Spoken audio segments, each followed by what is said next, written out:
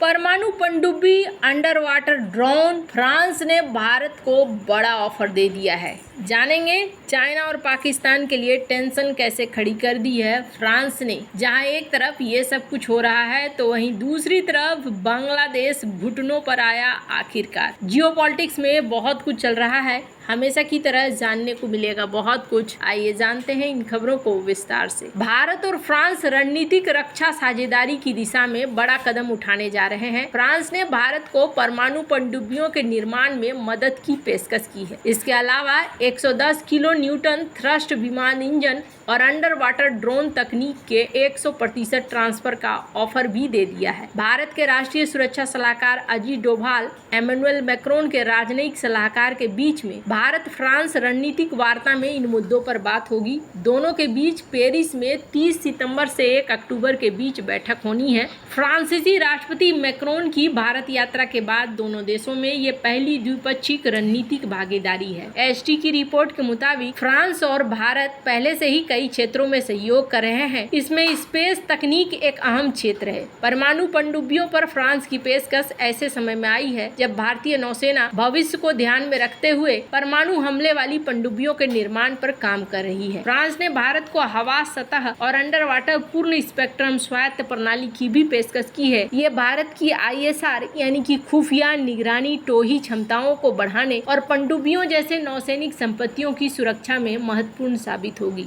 Doval Paris में सफरान engine के chairman Ross McKeon से मिलकर उनके हाल ही में भारत सरकार को दिए गए प्रस्ताव पर भी बात करेंगे। सफरान ने भारत को भविष्य के उन्नत मध्यम लड़ाकू विमान के लिए 110 KN इंजनों को मिलकर बनाने की पेशकश की है। यह इंजन भारत की संप्रभु संपत्ति होगी जिसे वो बिना किसी प्रतिबंध के तीसरे देशों को निर्यात कर सकते हैं। सफरान ने भविष्य में एमका के नए संस्करणों के लिए इस लड़ाकू जेट इंजन को अपग्रेड करने में भारत की मदद की भी पेशकश की है। फ्रांस लंबे समय से भारत को उन्नत हथियारों का एक विश्वसनीय आपूर्ति करता रहा है। ये साझेदारी भारत की रणनीतिक स्वायत्तता के लिए केंद्रीय है। फ्रांस और भारत ने हिंद महासागर पर ध्यान केंद्रित करते हुए इंडो पैसिफिक में सहयोग को गहरा करने का भी फैसला लिया है। फ्रांस से मिले तकनीक की मदद से भारतीय नौसेना की बढ़ी हुई ताकत चीन और पाकिस्तान को भी चिंता में डाल सकती है। डोभाल के अपनी यात्रा के दौरान मैक्रोन से मिलकर यूक्रेन रूस संघर्ष पर भारत के प्रयासों के बारे में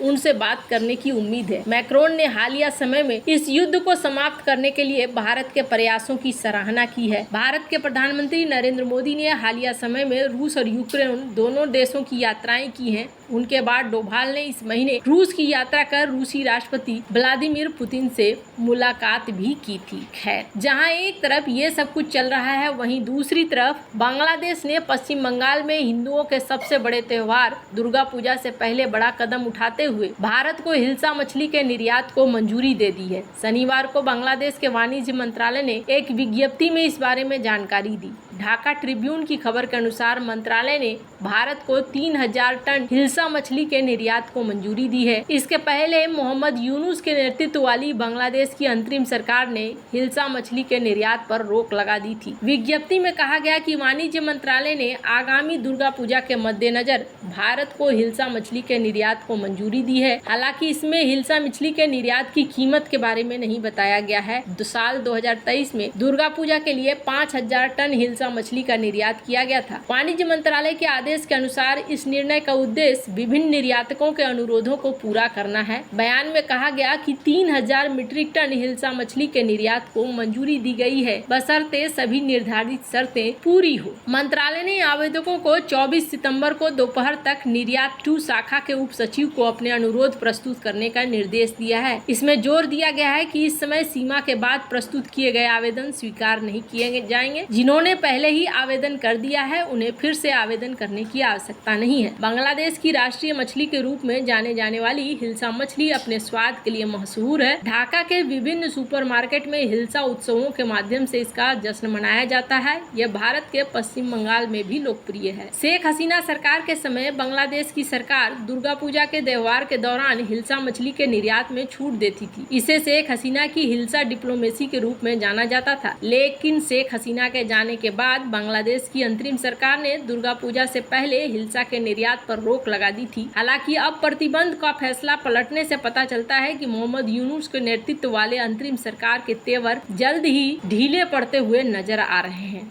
आपको बता दूं, पश्चिम बंगाल में इस समय लोगों को हिल्सा मछली की कमी का सामना करना पड़ रहा है, जिसे यहाँ काफी ज्यादा पसंद किया जाता है। खास तौर से सितंबर और अक्टूबर में दुर्गा पूजा के दौरान हिल्सा की मांग काफी बढ़ जाती है। इस साल पश्चिम बंगाल में इसकी कमी हुई है, क्योंकि दुनिया में मछली के सबसे बड़े उत्पादक बांग्लादेश ने भारत में हिल्सा का आना एकदम रोक दिया है। बांग्लादेश में बीते महीने बनी अंतरिम सरकार में मत्स्य पालन विभाग की सलाहकार फरीदा अख्तर का कहना है कि वह बांग्लादेश के लोगों के लिए इस मछली की सुलभता सुनिश्चित कर रही है। उनका कहना है कि प्रतिबंध के बावजूद हिल्सा बांग्लादेश से भारत जाती रही है, लेकिन इस बार ऐसा नहीं होने दिया जाएगा। बीबीसी की रिपोर्ट के मुताबिक फरीदा का कहना है कि हिल्सा बांग्लादेश की राष्ट्रीय मछली है, लेकिन यह इतनी महंगी है कि गरीब लोग इसे खरीद कर नहीं खा सकते हैं। इसकी वजह इसका दूसरे देशों में जाना है। पिछली सरकार दुर्गा पूजा उत्सव के दौरान मछली से बैन हटा लेती थी, इस बार सरकार ऐसा नहीं करेगी। फरीदा अख्तर का यह रुख पूर्व प्रधानमंत्री शेख हसीना के भारत के हिल्सा डिप्लोमेसी से पूरी तरीके से अलग है। हसीना सरकार हिल्सा डिप्लोमेसी के तहत त्योहारी सीजन के दौरान मछली की खेप को भारत जाने की अनुमति देती रही। शेख हसीना ने कई मौकों पर पश्चिम बंगाल की मुख्यमंत्री ममता बनर्जी को हिल्सा उपहार के तौर पर भेजी। 2017 में तत्कालीन भारतीय राष्ट्रपति प्रणब मुखर्जी को भी हसीना ने 30 केजी हिल्सा उपहार में दी थी। कह सकते हैं कि हिल्सा शेख हसीना भारत और खास तौर से पश्चिम बंगाल के नेताओं के साथ रिश्ते बेहतर करने के लिए इस्तेमाल करती रही है। लंबे समय तक बांग्लादेश पर शासन करने वाली शेख हसीना 5 अगस्त को नाटकीय ढंग से सत्ता से बेदखल हो गई।